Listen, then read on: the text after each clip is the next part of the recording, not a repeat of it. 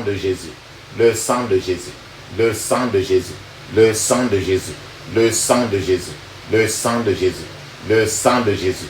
Dans le puissant nom de Jésus, nous avons prié. Amen, amen, amen. Bien-aimés dans le Seigneur Jésus-Christ, bonjour ou bonsoir, suivant le temps qui se passe là où vous êtes. Je suis apôtre Focam chrétien du ministère de Jean, chapitre 8, verset 32. John était le ministre. Je suis votre partenaire de prière de tout le temps. Je suis votre partenaire de prière de tous les jours. J'ai été envoyé pour libérer les captifs. Encore que la grâce et la paix de notre Seigneur Jésus-Christ soient avec vous et toute votre famille. Amen. Avant que nous commencions notre thème de prière aujourd'hui, papa, maman, je vais vraiment vous exhorter de mettre une prière à café, d'huile d'onction dans votre bouche. Rincez votre bouche suffisamment avec cela et laissez-la durer dans votre bouche au moins 2 minutes avant de l'avaler. De la même manière, mettez un peu d'huile d'onction dans la paume de vos mains. Frottez la paume de vos mains. Frottez cela. Frottez la paume de vos mains. Frottez votre front. Touchez vos cheveux avec l'huile d'onction. Frottez votre cou. Frottez votre cou. Oui. Touchez votre nombril avec l'huile d'onction. Ce que vous avez fait pour vous, faites-le le plus souvent pour vos enfants, vos bien-aimés. Alléluia. La Bible nous dit très bien dans 1 Thessaloniciens chapitre 5 verset 17, il est écrit « Priez sans cesse, priez sans cesse ». Notre thème de prière aujourd'hui, c'est intitulé « Prépare-toi à rencontrer ton Dieu ». Papa, maman, chacun doit se préparer à rencontrer son Dieu. Prépare-toi à rencontrer ton Dieu. Prépare-toi à la rencontre de ton Dieu. À faire face à lui. La Bible nous dit dans Amos chapitre 4 verset 12, il est écrit « C'est pourquoi je te traiterai de la même manière, Israël. » C'est Dieu qui dit ça. « C'est pourquoi je te traiterai de la même manière, Israël. » Et puisque je te traiterai de la même manière, prépare-toi à la rencontre de ton Dieu, ô Israël. Prépare-toi à la rencontre de ton Dieu, ô Israël. C'est là où le titre est venu. Prépare-toi à rencontrer ton Dieu. Et papa, maman, je vais vous dire une chose, c'est que le livre de Genèse, le livre de Genèse est rempli d'événements très lamentables et d'événements tragiques. Particulièrement le chapitre 19 de Genèse. Le chapitre 19 de Genèse dresse un tableau terrible de la vie des gens à Sodome et Gomorrhe. En fait, la vie de Sodome et Gomorrhe était le symbole d'une domination ouverte et sans honte. Le symbole d'une domination ouverte de Satan. Et sans honte, d'une prostitution sans honte. Attends, je vous partage avec vous Genèse chapitre 19 verset 4, il est écrit « Il n'était pas encore couché que les gens de la ville, les gens de Sodome entouraient la maison. Depuis les enfants jusqu'aux vieillards, toute la population était accourue. » Ce verset de Genèse chapitre 19 verset 4 nous raconte que il y a les gens qui sont venus du ciel. Et il y a des visiteurs qui sont venus du ciel. Et se sont adressés à une personne et que les habitants de la ville ont voulu les contraindre sexuellement. Imaginez les envoyés du ciel viennent dans votre quartier et les gens veulent coucher avec eux. Donc les gens viennent du ciel et les gens de ce quartier de Sodome et Gomorrhe veulent avoir le sexe avec des envoyés, avec des messagers du ciel. Jeunes et vieux. Tous les habitants de Sodome et Gomorrhe étaient des gens très méchants. Tu peux imaginer ça, tu vois ça autour de toi maintenant. La ville de Sodome et Gomorrhe était surpeuplée des gens très très étranges. Des homosexuels, les lesbiennes, les gens étranges. Les habitants de Sodome et Gomorrhe se livraient à toutes sortes d'activités sexuelles méchantes. Tous les genres de sexualité les plus terribles se passaient là-bas. Dieu a regardé la ville de Sodome et Gomorrhe, a observé cette ville-là pour longtemps. Autrement dit, Dieu a donné à cette ville-là une longue période pour que les choses se temporisent. Mais il y avait moyen. Mais Dieu avait donné un délai pour que si à une certaine date donnée, les choses ne changent pas à Sodome et Gomorrhe, il devait descendre là pour dire que trop c'est trop, je vais en finir avec toute la ville-ci. Je suis en train de vouloir vous dire que quand Dieu est fatigué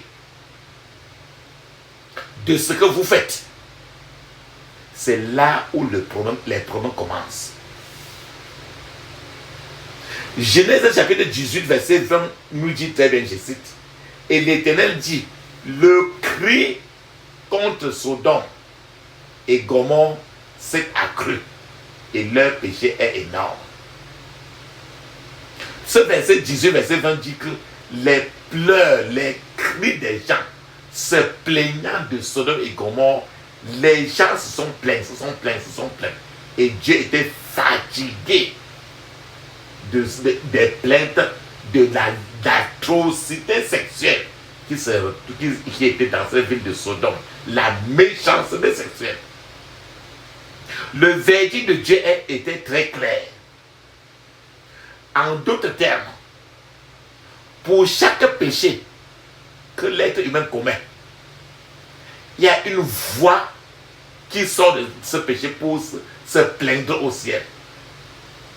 Le cri des péchés des gens de Sodome et Gomorrhe était si fort au ciel que Dieu s'est levé lui-même pour détruire Sodome et Gomorrhe.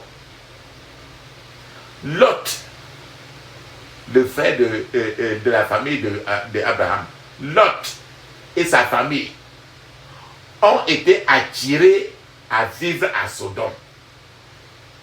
La famille de Lot a vécu parmi les gens très méchants à Sodome et Gomorrhe.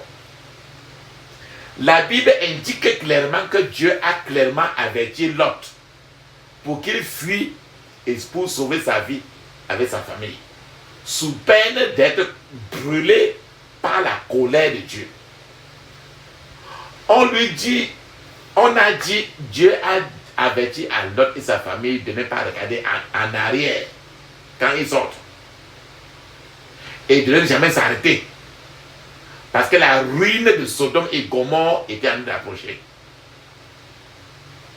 En fait, le Seigneur a fait pleuvoir le feu et le soufre sur la ville de Sodome et Gomorrhe, et cette ville corrompue a commencé à s'effondrer pleinement et lentement. Lot et sa famille se sont enfuis de la ville. Cependant, quand Lot et sa famille étaient en train de fuir pour sortir de la ville, il y avait seulement les pieds de la femme de Lot fuyaient, mais le cœur de la femme de Lot n'avait jamais quitté la ville de Sodome et Gomorrhe.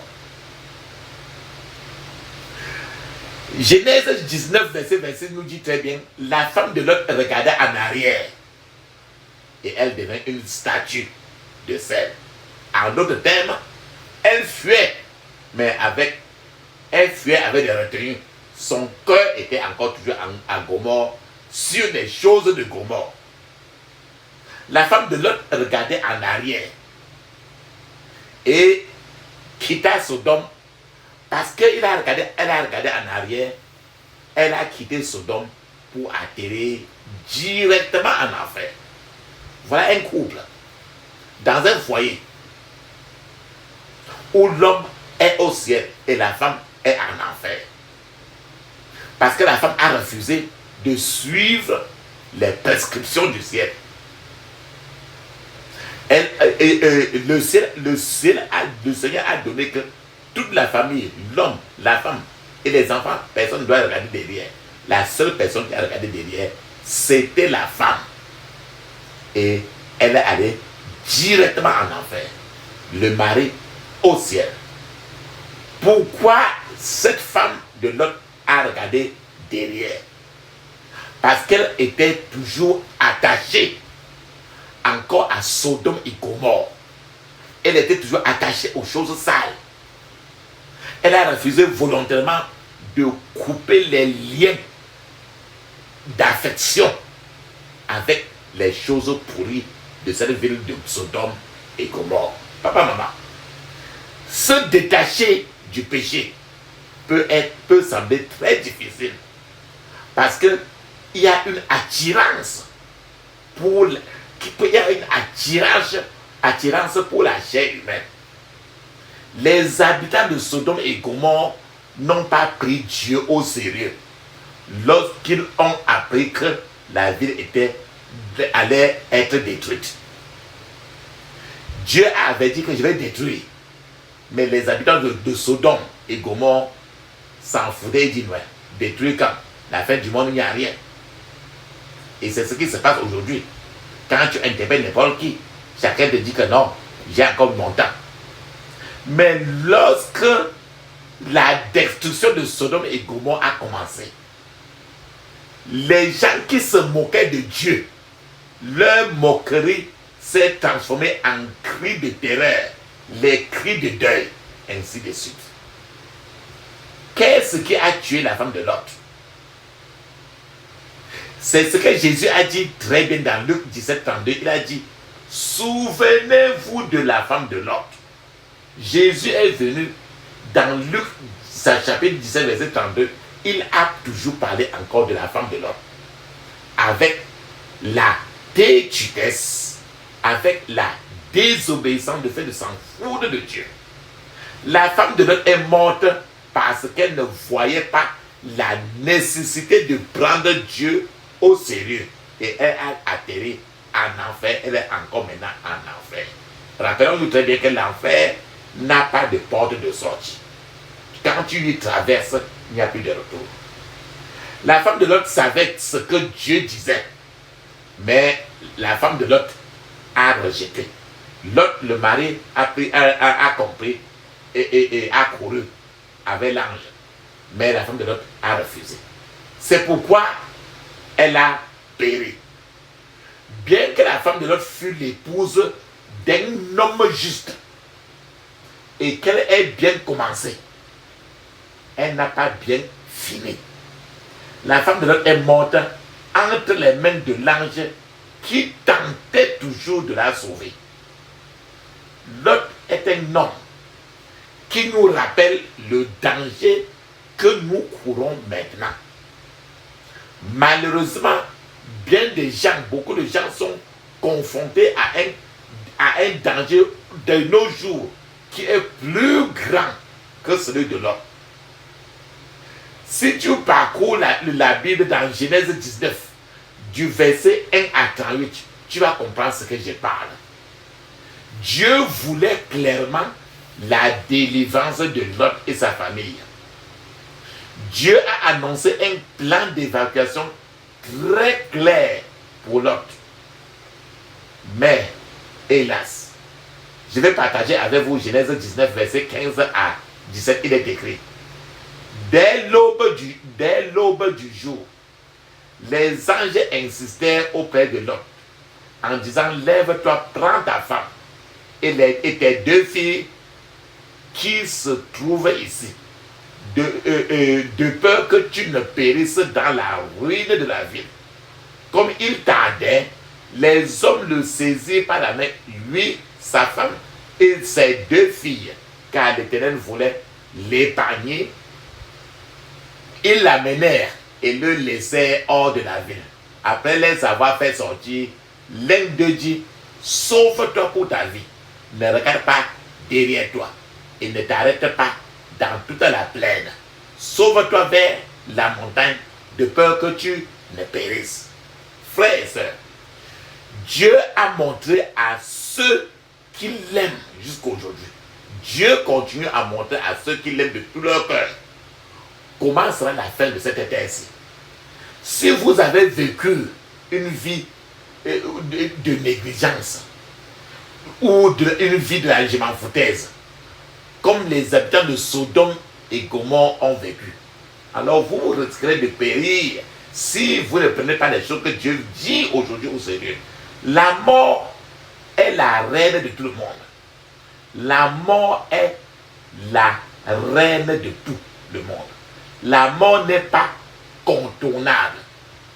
Mais la question est de savoir où vous serez quand vous mourrez. Quand vous quittez cette planète, laisserez-vous une empreinte et les gens se souviendront de vous comme d'un enfant de Dieu. L'important dans la mort n'est pas la mort elle-même, mais ce qui suit la mort. Il y a tant de gens à qui Dieu continue à parler, à interpeller. Ils réfléchissent à ce qu'il faut faire et ne pas faire, mais ils ne prennent pas Dieu au sérieux. Dieu a appelé certains gens à travailler pour changer leurs habitudes, leur manière de vivre, leur comportement sur cette terre. Mais ces gens refusent d'écouter Dieu. Comme Sodome et Gomorrhe, ils ont écouté, refusé, ils ont désobéi et le Seigneur en a frappé. Papa, maman, il y a des gens qui vont à l'église, mais ils ne prennent pas Dieu au sérieux. Je vous dis, il n'y a que deux façons de mourir. Soit tu meurs dans le Seigneur, soit tu meurs hors du Seigneur. Soit on est sauvé, soit on ne l'est pas. Soit on est enfant de Dieu, soit on est enfant de Satan.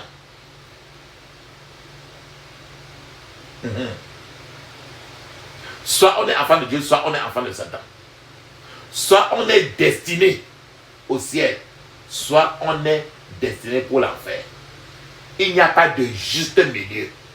Soit on meurt en pécheur pardonné, ou soit on meurt en un saint pardonné. Que cela vous plaise ou non, si l'enlèvement n'a pas lieu, la mort viendra certainement et chacun aura à rencontrer son Seigneur. Beaucoup de gens ne prennent pas Dieu au sérieux. Vous n'aimez peut-être pas ce que dit ton pasteur et vous ne croyez peut-être pas à la doctrine qu'il enseigne. Mais s'il vous plaît, papa, maman, prenez Dieu au sérieux vous-même. Car si vous ne le prenez pas au sérieux, vous risquez de périr comme la femme de Lot l'a fait. La femme de Lot a jonglé et elle est en enfer. La femme de Lot a entendu ce que le Seigneur a dit, mais elle ne l'a pas pris au sérieux. Et cela lui a coûté la vie. Je vais vous donner un petit témoignage. Il y a une femme décédée. Une femme décédée devait être enterrée par sa fille. Avant que cette femme soit morte, elle était elle-même une prostituée de classe. Une prostituée de classe. Elle allait d'homme à homme. À sa mort, sa fille est venue de l'étranger avec des habits et beaucoup de maquillage de haute classe pour habiller ça sur elle et l'enterrer avec cela. Et sa fille a habillé le cadavre avec des vêtements de haut niveau de luxe. Et sa fille a habillé le cadavre, elle a fait des grandes coiffures sur le cadavre et elle a mis les rouges à lèvres sur les lèvres du cadavre de sa maman. Avant de placer ça dans le cercueil. Lorsque le pasteur est venu là-bas, est arrivé sur la place du deuil, et le pasteur a demandé à la fille que, mais pourquoi tu l'as habillé ainsi avec tout ce que tu as fait sur la face de ta maman là? Sa fille a dit qu'elle voulait que sa maman soit bien habillée ainsi avec élégance avant d'arriver au ciel avec tout cela. Le pasteur a répondu à sa fille que sa maman était déjà arrivée en enfer avant même de mourir, qu'elle a atterri en enfer depuis avant même de mourir, que sa fille n'est pas au ciel, elle est en enfer pour la souffrance éternelle. La fille a été surprise et a regardé son pasteur d'une manière étrange. Et dans cette nuit même, quand l'enterrement est fini, la fille elle-même a rêvé que la trompette a sonné et que les gens volaient en haut à la rencontre du Seigneur. Mais la personne, même les gens les plus grasses, volaient en l'air pour aller rencontrer le Seigneur. Sa fille a remarqué dans le rêve qu'elle-même, elle ne volait pas. Même les gens les plus grasses qu'elle connaissait ont volé et sont partis. Mais elle a remarqué qu'elle-même ne pouvait pas voler. Elle a essayé même de voler, sauter, mais elle rentrait toujours par terre. Mais elle est retombée au sol et a vu, quand elle est retombée au sol, elle a vu directement sa maman à côté d'elle. Ni l'une ni l'autre ne pouvaient voler pour rencontrer le Seigneur Jésus parce qu'ils étaient attachés au sol à cause des œuvres de la chair. Alléluia. Prépare-toi à rencontrer ton Dieu. Pour moi, chrétien, la terre est un exil. Mais tout est bien. Mais tout est bien.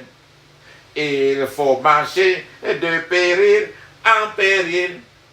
Mais tout est bien, mais tout est bien.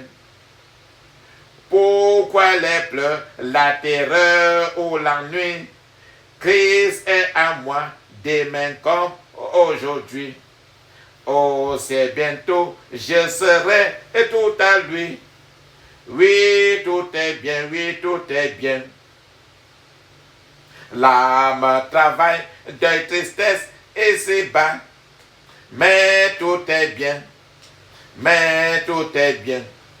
De Canaan, j'approche à chaque pas. Oui, tout est bien, oui, tout est bien. Envers le monde et son charme trompeur, dans ses liens veut retenir mon cœur. J'avance en paix, les yeux sur mon sauveur. Oui, tout est bien, oui, tout est bien. Alors un jour, et j'atteindrai le but. Oui, tout est bien. Oui, tout est bien. Et je verrai le pays du salut. Oui, tout est bien, oui, tout est bien. Encore un jour, le monde va passer. Ô pèlerin, marche sans te lasser. Bientôt en Dieu, tu vas te reposer. Oui, et tout est bien, oui, tout est bien. Amen. Ce chant est sorti de chant de victoire. Le titre est « Pour moi chrétien, la terre est un exil ». Amen. Ferme tes yeux, ouvre ta bouche. Dis ceci, papa, maman.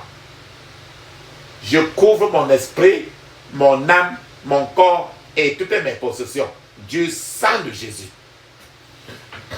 Je couvre mon esprit, mon âme, mon corps et toutes mes possessions du sang de Jésus.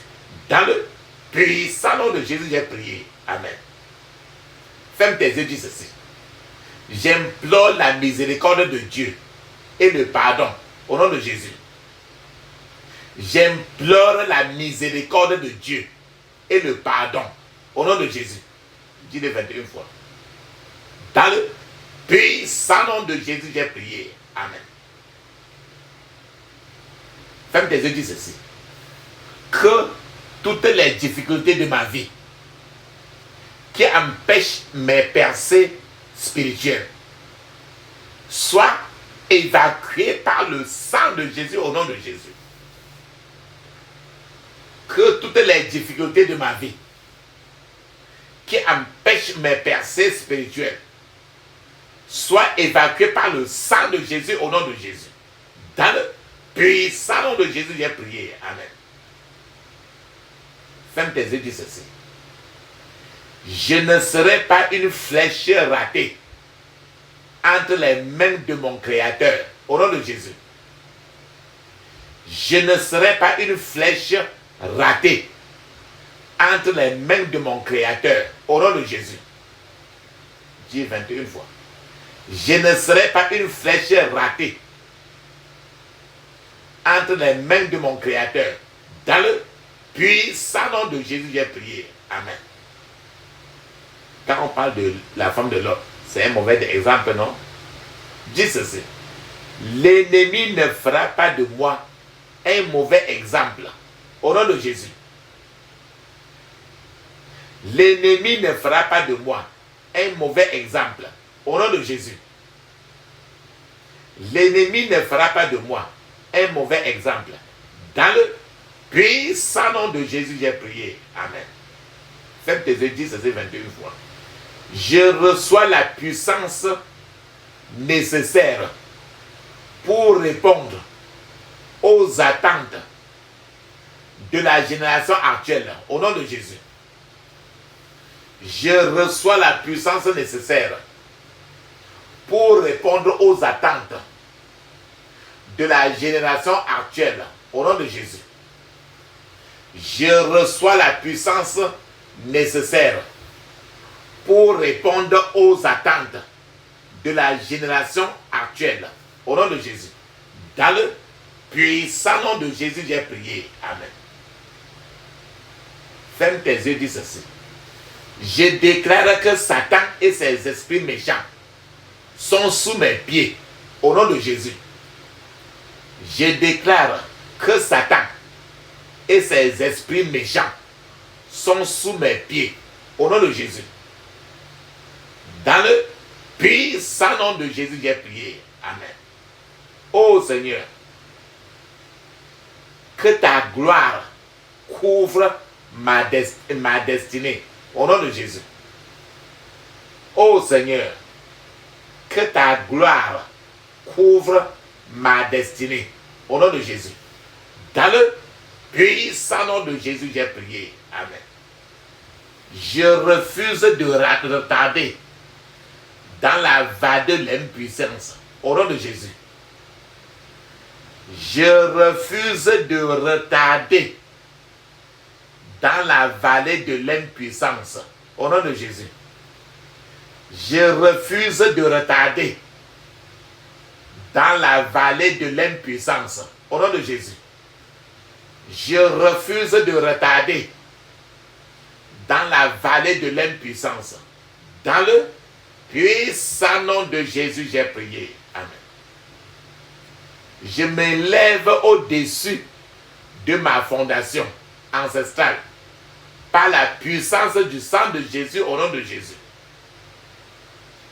Je m'élève au-dessus de ma fondation ancestrale par la puissance du sang de Jésus au nom de Jésus. Je m'élève au-dessus de ma fondation ancestrale par la puissance du sang de Jésus au nom de Jésus. Dans le puissant nom de Jésus, j'ai prié. Amen. Répète ceci 21 fois. Je détruis la forteresse de Satan contre ma vie. Au nom de Jésus. Je détruis la forteresse de Satan contre ma vie. Au nom de Jésus. Sodome et Gomorrhe était une forteresse de Satan dans cette ville-là. Dis ceci. Je détruis la forteresse de Satan contre ma vie.